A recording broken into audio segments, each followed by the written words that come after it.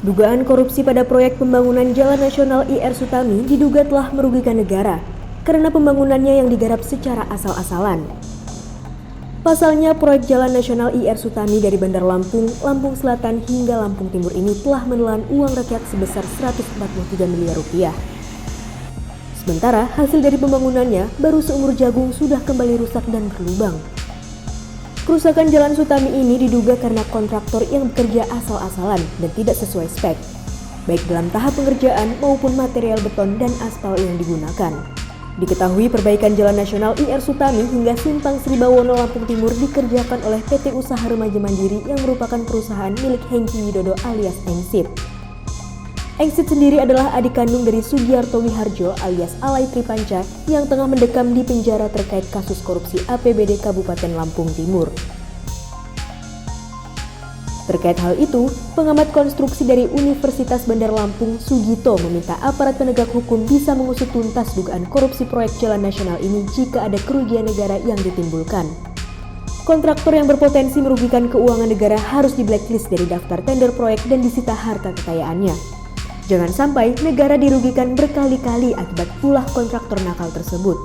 Menurut Sugito, pemerintah dalam hal ini Kementerian Pekerjaan Umum dan Perumahan Rakyat seharusnya lebih teliti memilih kontraktor. Begitu juga dalam pelaksanaannya harus diawasi secara ketat apakah sudah sesuai prosedur. Menurutnya, jika pengerjaan proyek sudah diawasi secara ketat, tinggal memastikan bahan yang digunakan apakah sudah sesuai dengan kontrak kerja dan prosedur yang ditetapkan. Karena bisa jadi si kontraktor nakal menggunakan bahan-bahan material berkualitas rendah untuk meraup untung yang besar. Dosen Teknik Sipil UBL ini menerangkan, kontraktor yang terlibat dalam pengerjaan proyek jalan nasional seharusnya melalui seleksi yang ketat, sehingga terpilih kontraktor yang benar-benar profesional dan bekerja dengan mutu yang berkualitas pula. Ya, kalau memang di situ ada indikasi kerugian negara, namanya ya negara jangan sampai dirugikan gitu.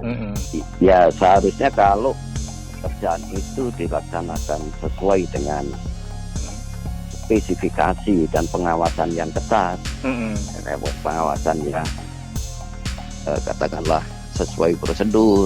Ya mestinya tidak cepat rusak gitu. Kecuali ada beban-beban yang memang berlebih.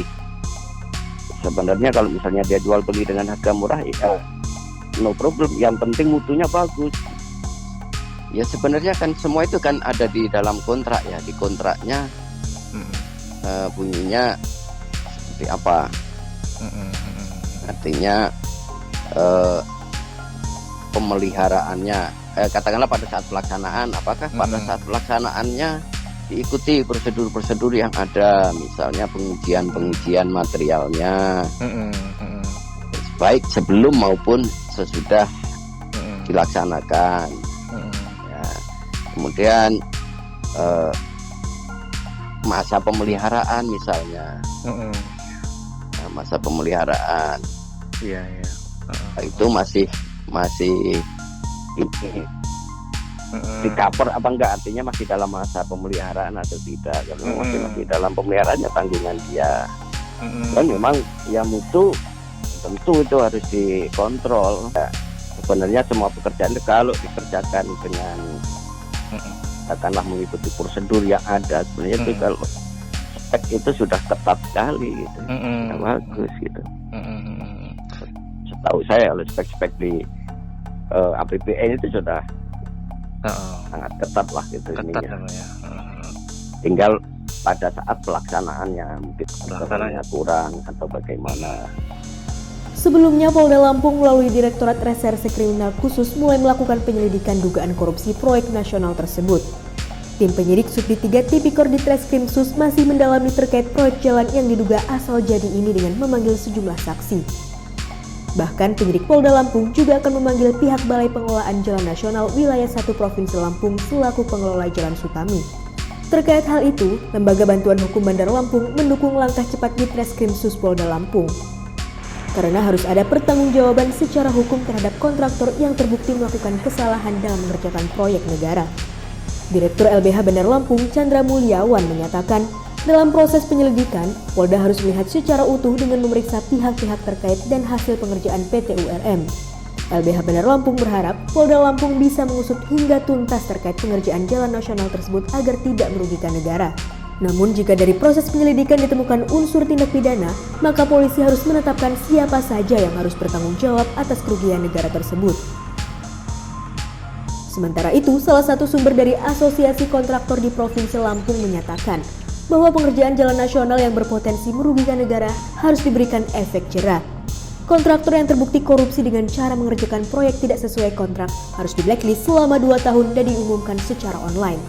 Hal itu sesuai Peraturan Presiden Nomor 16 Tahun 2018 tentang pengadaan barang dan jasa pemerintah.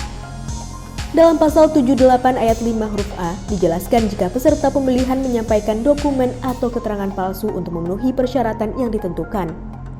Terindikasi melakukan persekongkolan dengan peserta lain untuk mengatur harga penawaran dan terindikasi melakukan KKN dalam pemilihan penyedia, maka dikenakan sanksi yakni digugurkan dalam pemilihan, sanksi pencairan, jaminan penawaran, dan sanksi daftar hitam selama 2 tahun. Tim Liputan Kupas TV.